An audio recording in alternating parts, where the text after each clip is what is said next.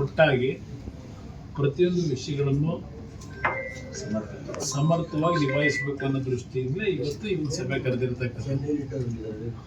ವಿಶೇಷವಾಗಿ ಉತ್ತರ ಕರ್ನಾಟಕ ಭಾಗದ ಜನರಲ್ಲಿರ್ತಕ್ಕಂಥ ಭಾವನೆ, ಬೆಳಗಾವಿ ಅಧಿವೇಶನಕ್ಕೆ ಬರ್ತಾರೆ, ಕಾಟಾಚಾರದ ಅಧಿವೇಶನ ಮಾಡೋಗ್ತಾರೆ.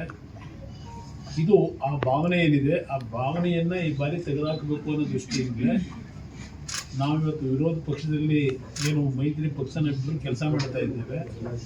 ಪ್ರಥಮ ದಿವಸದಿಂದನೇ, ಮೊದಲನೇ ದಿವಸದಿಂದನೇ ಉತ್ತರ ಕರ್ನಾಟಕ ಭಾಗದ ಸಮಸ್ಯೆಯನ್ನೇ ಪ್ರಮುಖವಾಗಿ ತೆಗೆದುಕೋಬೇಕು ಅನ್ನೋದು ಇವತ್ತಿನ ಸಭೆ ತೀರ್ಮಾನ ಆಗಿದೆ. ಅಶೋಕ್ ಅವರು ಹೇಳಿದಾಗೆ ವಿಶೇಷವಾಗಿ ಪ್ರವಾಹದ ಒಂದು ಸಂದರ್ಭ ಈ ಬಾರಿ ದೊಡ್ಡ ಮಟ್ಟದಲ್ಲಾಯಿತು. ಆ ಪ್ರವಾಹ ಆಗಿರ್ತಕ್ಕಂಥದ್ದೇ ಯಾದಗಿರಿ, ಕಲಬುರಗಿ, ಬೀದರು, ಬಾಗಲಕೋಟೆ, ಬಿಜಾಪುರ, ಬೆಳಗಾವಿ, ರಾಯಚೂರು. ಇದು ಈ ಒಂದು ವಿಷಯದಲ್ಲಿ ಸರ್ಕಾರ ಯಾವ ರೀತಿ ನಡ್ಕೊಂಡಿದೆ ನಿಮಗೂ ಗೊತ್ತು. ಕೇಂದ್ರ ಸರ್ಕಾರದ ಮುಂದೆನೂ ಅರ್ಜಿ ಕೊಟ್ಟರೋ ಇಲ್ಲೋ ಗೊತ್ತಿಲ್ಲ. ಈಗೇನೋ ಮೊನ್ನೆ ಹೋಗಿ ಬಂದರು. 3-4 ತಿಂಗಳಾದ ಮೇಲೆ ಇವರು ನಿದ್ದೆಯಿಂದ ಎದ್ದೇಳ್ತಾರೆ. ಈಗ ಸೆಂಟ್ರಲ್ನ ಒಂದು ಕಮಿಟಿ ಕಳಿಸಿ ಟೀಮ್ನ ಅಂತಾರೆ ಸ್ಥಳ ಪರಿಶೀಲನೆಗೆ. ಡ್ಯಾಮೇಜ್ ಆಗಿರೋದು 4 ತಿಂಗಳ ಮುಂಚೆ. ಎಷ್ಟೋ ಜನ ಬೆಳೆ ಹಾಳಾದರು. ಈಗ 2ನೇ ಬೆಳೆಗೆ ಅಂತೇಳಿ ಈಗಾಗಲೇ ಗೊತ್ತಿರ್ತಕ್ಕಂಥದ್ದು. ಈಗ ಬಂದು ಏನು ಮಾಡ್ತಾರೆ ವೀಕ್ಷಣೆ ಮಾಡೋರು? ಇದು ಈ ಸರ್ಕಾರ ಯಾವ ರೀತಿ ನಡ್ಕೊಂಡಿದೆ. ಪ್ರಮುಖವಾಗಿ ಉತ್ತರ ಕರ್ನಾಟಕದ ಈ ಒಂದು ಸಮಸ್ಯೆ ಏನಿದೆ, ಒಂದು ನಂತರ ಹೈದರಾಬಾದ್ ಕರ್ನಾಟಕ ವಿಶೇಷವಾಗಿ ಅದೇನೋ ಹೇಳ್ತಾರೋ ಆರ್ಟಿಕಲ್ 371 ಅಂದ್ಬಿಟ್ಟು ನಾವು ಜೆ ಅಂತ ಹೇಳಿ ಎಷ್ಟರ ಮಟ್ಟಿಗೆ ಕಲ್ಯಾಣ ನಗರದ ಭಾಗದಲ್ಲಿ ಕೆಲಸಗಳಾಗಿದೆ. ಯಾಕಂದರೆ ಮುಖ್ಯಮಂತ್ರಿಗಳು ಹಲವಾರು ಬಾರಿ ಹೇಳ್ತಾರೆ 15,000 ಕೋಟಿ ಕೊಟ್ಟಿದ್ದೀನಿ ನಾನು 2 ವರ್ಷದಲ್ಲಿ ಬಂದ ಮೇಲೆ ಅಂತ ಹೇಳ್ತಾರೆ. ಅದರ ಡೀಟೇಲು ಇವತ್ತು ಏನಾಗಿದೆ, ಎಷ್ಟು ಸುಳ್ಳು ಹೇಳ್ತಾ ಇದ್ದಾರೆ, ಆ ಎಲ್ಲ ಮಾಹಿತಿಗಳನ್ನು ಇವತ್ತು ವಿಶೇಷವಾಗಿ ಆ ಭಾಗದ ಸಮಸ್ಯೆನ ಮೊದಲನೇ ದಿನದಿಂದ ತೆಗೆದುಕೊಳ್ತಕ್ಕಂಥದ್ದು, ಸದನದ ಕಲಾಪ ವ್ಯರ್ಥ ಮಾಡೋದು ಬೇಡ ಅನ್ನೋದು ಇವತ್ತು ನಾವೆಲ್ಲ ತೆಗೆದುಕೊಂಡಂಥ ನಿರ್ಧಾರ. ಇನ್ನೂ ಹಲವಾರು ವಿಷಯಗಳ ಬಗ್ಗೆ ಏನು ಹೇಳಿದ್ದಾರೆ ಅದು ಏನೋ ಗೊತ್ತಿಲ್ಲ ನನಗೆ. ಸಿದ್ದರಾಮಯ್ಯ ಮುಖ್ಯಮಂತ್ರಿ ಆದಂಥ ಸಂದರ್ಭದಲ್ಲಿ ಪೊಲೀಸ್ ಇಲಾಖೆ ದರೋಡೆ ಮಾಡೋದು ಒಂದು ರೀತಿ ಹವ್ಯಾಸ ಯಾವ ರೀತಿ ನಡೀತಿದೆ ಅಂದರೆ 2016 ಸಿದ್ದರಾಮಯ್ಯನವರು 13ರಲ್ಲಿ ಮುಖ್ಯಮಂತ್ರಿ ಆದರು. ಆಗಲೂ ನೆನಪಿಸ್ಕೊಡ್ತೀನಿ, ನೀವೆಲ್ಲ ಮರೆತರೋ ಏನೋ ಗೊತ್ತಿಲ್ಲ.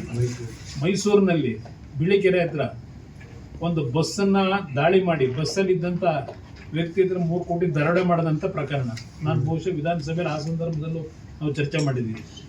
ಈಗ ಮತ್ತೆ 2ನೇ ಬಾರಿ ಮುಖ್ಯಮಂತ್ರಿ ಆಗಿ ಪೊಲೀಸ್ ಇಲಾಖೆಯಿಂದ ಪ್ರತಿನಿತ್ಯ ಪೊಲೀಸ್ ಇಲಾಖೆಯಲ್ಲಿ ಇರ್ತಕ್ಕಂಥವರೇ ದರೋಡೆ ಮಾಡ್ತಕ್ಕಂಥದ್ದು ಚಿತಾವಣೆ ಏನಿದೆ.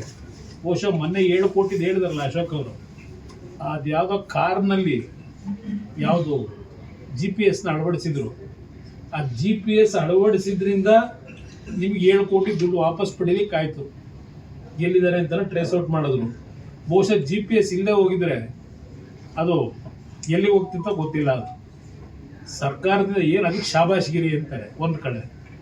ಇನ್ನೊಂದು ಕಡೆ ಬಹುಶಃ ಪರಪ್ನಗರದ ಅಲ್ಲಿ ನಡೀತಿರ್ತಕ್ಕಂಥ ಘಟನೆಗಳು ಫಸ್ಟು ಒಂದು ಸಲ ನೀವು ಟಿ ವಿಲಿ ತೋರಿಸಿದ್ರಿ. ಆಗ ತೋರಿಸಿದಾಗ ಓನ್ಲಿ ಅದು ಯಾರೋ ಒಬ್ಬ ಟೆರರಿಸ್ಟ್ಗೆ ಮೊಬೈಲ್ ಫೋನ್ಗಳು ಕೊಡ್ತಾರೆ, ಅವ್ನು ಕೇಳಿದ್ದೆಲ್ಲ ತಂದು ಕೊಡ್ತಾರೆ, ಇದೆಲ್ಲ ನೀವೇ ಬಿತ್ತರಿಸಿದಿರಿ. ಆಮೇಲೆ ಆ ಗಾಂಜಾ ಪಾಂಜಾ ಎಲ್ಲ ಸೇವನೆ ಮಾಡಿ ಅವರ ನೃತ್ಯ ಮಾಡ್ತಕ್ಕಂಥದ್ದೆಲ್ಲ ತೋರಿಸಿದ್ರಿ. ಈಗ 2ನೇ ಬಾರಿ ಇನ್ನೊಬ್ಬ ಮಂತ್ರಿ ಹೋದರು ಜೈಲಿಗೆ. ಮೊದಲನೇ ಬಾರಿ ಗೃಹ ಸಚಿವರು ಹೋದರು. ಗೃಹ ಸಚಿವರು ಹೋಗಿ ಬಂದಮೇಲೆ ಈಗ ಮೊನ್ನೆ ಇನ್ನೊಬ್ಬ ಮಂತ್ರಿ ಹೋದರಲ್ಲಿ. ಮಂತ್ರಿ ಹೋಗಿ ಬಂದಮೇಲೆ ಈಗ ಬಾಟ್ಲಿಗಳು ಪ್ರಿಪರೇಷನ್ ಆಗ್ತಿರ್ತಕ್ಕಂಥದ್ದನ್ನು ನೀವು ತೋರಿಸ್ತಾ ಇದ್ದೀರಿ. ಆ ಮಂತ್ರಿಯಲ್ಲಿ ಹೋಗಿದ್ದು ಯಾವ ತಪಾಸಣೆ ಮಾಡಕ್ ಹೋದ್ರು, ಇಲ್ಲ ಡಿಸ್ಟಿಲರಿನ ಪ್ರಾರಂಭ ಮಾಡಿ ಅಂತ ಹೇಳಿ ಡೈರೆಕ್ಷನ್ ಕೊಡಕ್ ಹೋಗಿದ್ರ? ಇದು ನಡೀತಾ ಇರ್ತಕ್ಕಂಥ ಚೆಕ್ ಮಾಡ್ಲಿಕ್ಕೆ ಪಾಪ ಮೊನ್ನೆ ನೀವು ಪಾಪ ಅದೆಂತದ್ದು ಇಬ್ರು ಎಮ್ಮೆಗಳು ಜೈಲಂತ ರುಜು ಹಾಕ್ಸಕ್ ಹೋಗೋರಂತ ನೀವು ಅಂತೀರಿ. ಅದು ಬಹುಶಃ ನೋಡಿದ್ರೆ ಈ ಕ್ವಾಲಿಟಿ ಚೆಕಪ್ ಹೋಗಿದ್ರು ಅಂತ ಕಾಣಿಸ್ತದೆ. ಬಾಟ್ಲ್ ಹೆಂಗ್ ನಡೀತಿದೆ ಅಂತ ಇದೇನು ಅರ್ಥ ಇದೆಯಾ ಇದಕ್ಕೆ? ಇದೊಂದು ಸರ್ಕಾರ ಅಂತ ಕರೀತೀರ?